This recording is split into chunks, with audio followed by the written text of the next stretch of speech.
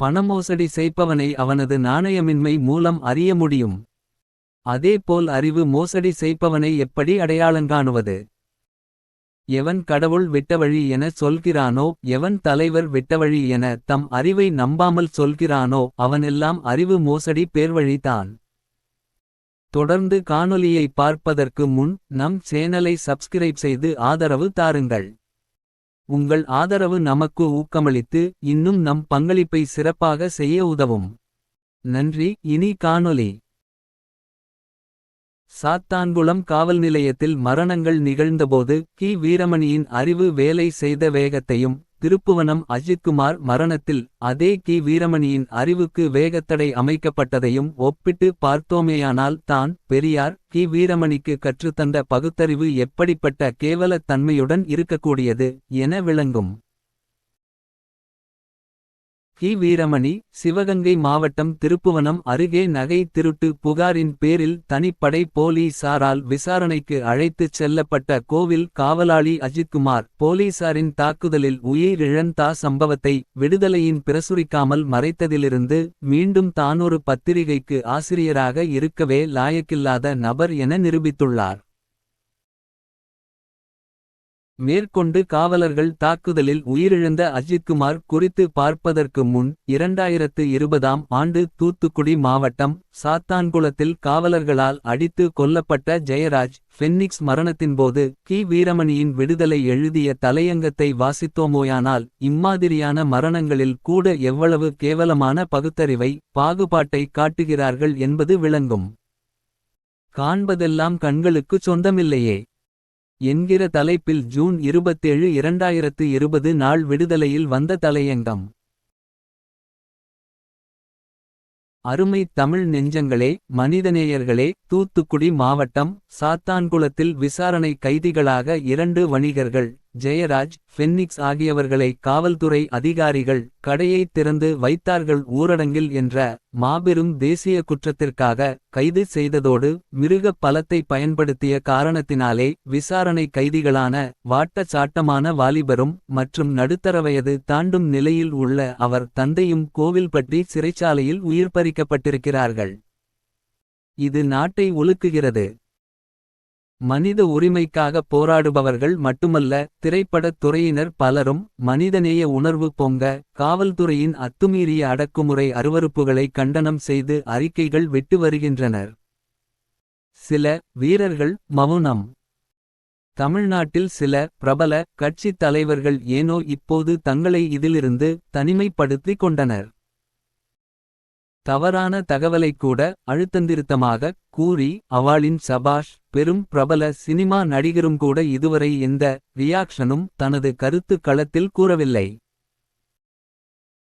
சில தலைவர்களுக்கு தெரியாமலே அவர்கள் பெயரில் அன்றாட அறிக்கை தவறாமல் ஊடக உதவியால் இடம்பெறுவது தப்பாத நிலை உள்ளதே. அவர்களும் கூட இப்பிரச்சினையிலோ உடுமலை சங்கர் கொலை வழக்கு விசாரணையில் வந்த தீர்ப்புக்கு உச்சநீதிமன்றத்தில் மேல்முறையீடு பற்றியோ மூச்சு கூட விடவில்லையே.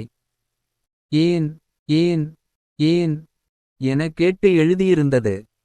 அன்று பிறருக்கு கி. வீரமணியின் விடுதலை எழுதிய தலையங்கம் கேட்ட ஏன் ஏன் ஏன் களை இன்றைக்கு ஊமையாக உள்ள கி. வீரமணியை பார்த்து கேட்க வேண்டியுள்ளது.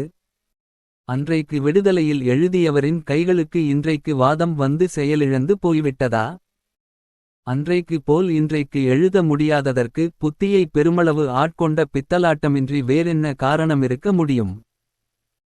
திராவிட மாடல் ஆட்சியில் காவலர்களின் தாக்குதலில் மரணத்தை தழுவியவரின் செய்தியை மூடிமறைப்பது தான் பெரியார் தந்த பகுத்தறிவாம். வெட்கக்கேடு. திரும்ப அந்த சாத்தான்குளம் மரணங்கள் குறித்த விடுதலை தலையங்கத்தை வாசிப்போம். சிறைச்சாலையில் நடந்த உயிர் பறிப்பு நாட்டை உலுக்குகிறது.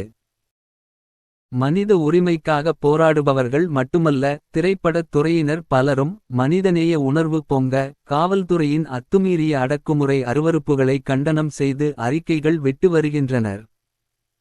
சில வீரர்கள் மவுனம். தமிழ்நாட்டில் சில பிரபல கட்சித் தலைவர்கள் ஏனோ இப்போது தங்களை இதிலிருந்து தனிமைப்படுத்திக் கொண்டனர். இன்றைக்கு கி வீரமணி அதுபோல் திருப்புவனம் காவலாளி அஜித்குமார் மரணத்திலிருந்து தன்னை தனிமைப்படுத்திக் கொண்டார். நடப்பது திராவிட மாடல் ஆட்சி என்பதால். அன்றைய தலையங்கத்தில் ரஜினியையும் ராஜாவையும் மறைமுகமாக இழுத்திருந்தார்.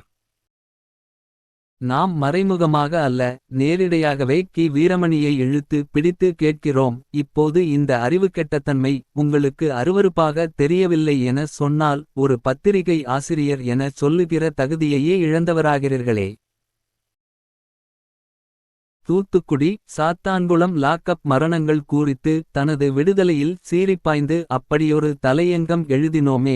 இப்போது பூனை மாதிரி பதுங்குகிறோமே. இது எவ்வளவு பெரிய அறிவு மோசடி. 60 ஆண்டு காலம் ஒரு பத்திரிகைக்கு ஆசிரியராக இருக்கிற தான் இதை செய்யலாமா என்கிற குற்ற உணர்வோ உறுத்தலோ சிறிது கூடவா தமிழர் தந்தைக்கு இல்லை. ஒரு தமிழன் கொல்லப்பட்டால் கூட கொன்றது யாரென பார்த்து அறிக்கை விடுகிற கி வீரமணி தான் தமிழர் தலைவராம். முதல்வர் அப்பா ஸ்டாலின் சொன்ன ஒரு பழமொழி தான் ஞாபகத்திற்கு வருகிறது. பேரு பெத்த பேரு தாக நீளு லேது. சரியாக தான் உள்ளது பழமொழி. பெரியார் தந்த புத்தி பெரியார் தந்த புத்தி என்கிறாரே கி வீரமணி. ஆனால் அதில் விஷயமில்லையே. எல்லாவற்றிலும் போலித்தனம் தானே உள்ளது. கி வீரமணியைப் போல் அன்றைக்கு குரலெழுப்பிய நடிகர்கள் சூர்யா, ஜெய்பீம், இயக்குனர் ஞானவேல், முன்னாள் நீதிபதி சந்துரு என அனைத்து பிரபலங்களும் இன்றைக்கு கி வீரமணியின் பாணியிலேயே மௌனத்தை சுவீகரித்து கொண்டனரே வெட்கமில்லாமல். பெரியார் மண் என்றால் சும்மாவா? இந்த அயோக்கியத்தனத்தை சகிக்க இயலாமல் தானே பெரியாரே எங்களுக்கு மண்ணு தாயா என்றார் சீமான். அதே கி வீரமணி சாத்தான்குளம் மரணங்கள் குறித்து ஜூலை 1, நாள் இந்து தமிழ்.com-இல் கூறியது. சாத்தான்குளம் மரணங்கள் தமிழ்நாட்டு காவல்துறைக்கும் அதனை நிர்வகிக்கும் முதல்வருக்கும் ஏற்பட்ட கருப்பு புள்ளி. கி வீரமணி விமர்சனம் என்கிற தலைப்பில் வந்திருந்தது. தூத்துக்குடி மாவட்டம் சாத்தான்குளத்தில் 2 வணிக பிரமுகர்கள் ஜெயராஜ், அவரது மகன் பென்னிக்ஸ் ஆகியோரை காவல் நிலையத்தில் வைத்து கடுமையாக தாக்கி மிருகத்தனமாக நடந்து கொண்டனர். சித்திரவதைக்கு பின்னர் விசாரணை கைதிகளாக இருந்த நிலையில் அவர்கள் உயிரிழந்த சம்பவம் அப்பட்டமான சித்திரவதையினால் ஏற்பட்ட அநியாயப் படுகொலை என்பது உலகறிய உண்மைகள் உலாவரத் தொடங்கிவிட்டன. தமிழ்நாட்டு காவல்துறைக்கும் அத்துறையை தன் பொறுப்பில் வைத்திருக்கும் முதல்வருக்கும் ஏற்பட்டுள்ள களங்கம் வரலாற்றில் எளிதில் அழிக்கப்பட முடியாத ஒன்றாகும். சரியாக தான் அன்றைக்கு அறிக்கை விட்டார் கி வீரமணி. இன்றைக்கு அது போல் அறிக்கை விடுவாரா? ஒரு திராவிடர் கழகத் தொண்டனாவது கி வீரமணியின் இத்தகைய மனிதநேயமற்ற நிலைப்பாட்டை பார்த்து என்னையா வர வர நம் அறிவு மோசடித்தனம் எல்லை மீறிப்போகிறது என கேட்டிருப்பானா? இல்லையே. அந்த அளவுக்கு முட்டாள்கள் இயக்கத்தில் அடிமைகளாய் விசுவாசிகளை வைத்திருப்பதில் திராவிடர் கழகத்திடம் மதம் தோற்று பேகும். ஒரே சம்பவம் இருவேறு கட்சிகளின் ஆட்சியில் நடக்கிறது. இரண்டையும் ஒன்று போல் பாவித்து அறிக்கைவிட அரசை கண்டிக்க முடியவில்லை என சொன்னால் நாமென்ன பகுத்தறிவாதி? நமக்கெதற்கு வீரமணி என்கிற பெயரும்? கோழை மணி என்கிற பெயர் தான் சிறப்பாக பொருந்தும். விடுதலையை வாசிக்க ஆசிரியர் கி வீரமணி மீதான நன்மதிப்பு குறைந்து கொண்டே வருகிறது என்பது தான் உண்மை. கடைசி காலத்திலாவது தன்னை திருத்திக் கொள்வாரா?